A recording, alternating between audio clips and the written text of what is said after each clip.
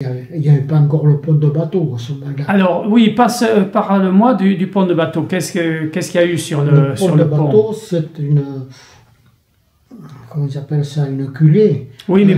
oui. Qui a cassé. Oui. C'était un dimanche matin.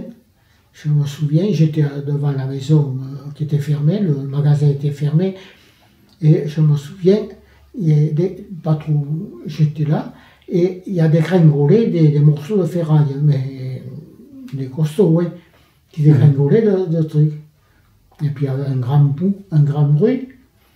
Et puis, mais moi, je n'ai rien vu. Et alors, à un moment, je suis allé, avec les morceaux de ferraille qui tombaient, je me suis échappé quand même. Eh oui.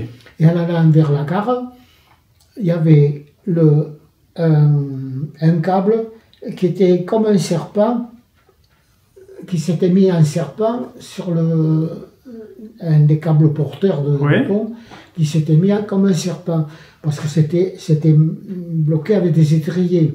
Les étriers avaient tenu le coup, mais le câble qui s'était détendu, il avait fait des vagues. D'accord. Là. Et puis, là, ils l'ont réparé, ils ont fini de le réparer un peu après la déclaration de guerre. Là. Et entre-temps, ils ont mis le pont de bateau. D'accord, ouais. Ils ont fermé le pont. Et tu l'as vu quand ils ont installé le pont de bateau?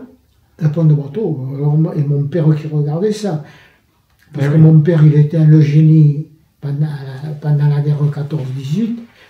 Et alors, il m'expliquait comment il faisait.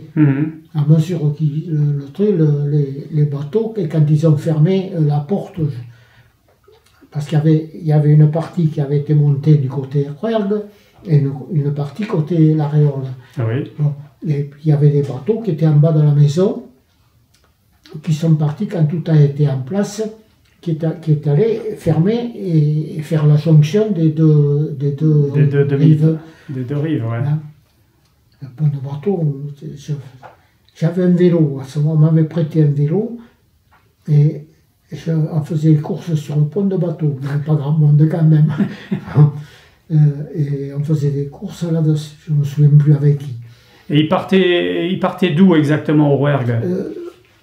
Au Rouergue, il arrivait en bas, devant chez Crampe. Devant chez Crampe, d'accord.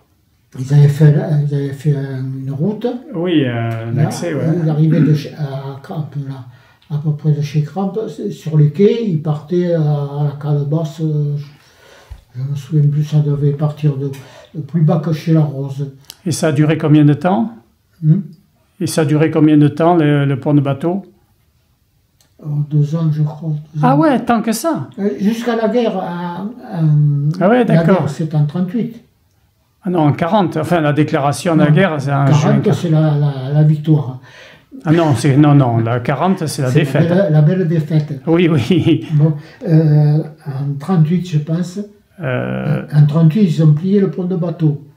Et ça a été remplacé par Blasimet, le pêcheur, qui faisait la navette avec son bateau de pêche. D'accord. D'accord. Blasimet faisait... Blasimet faisait la jonction, la Réole, le Rouergue. D'accord. Parce que l'armée avait récupéré son pont de bateau. Et oui. Et le pont n'était toujours pas réparé.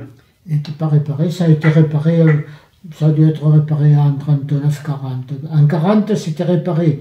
Parce que j'ai vu l'exode, les gars qui passaient le pont, c'était réparé avec les voitures, les camions, les trucs, et tout.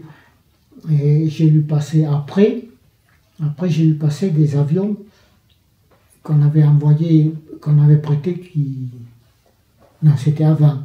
Donc avant, des avions qu'on avait prêtés aux Espagnols gouvernementaux, oui. Parce qu'on était riches à ce moment-là. Après, on n'avait plus d'avion, démontés. Ah oui.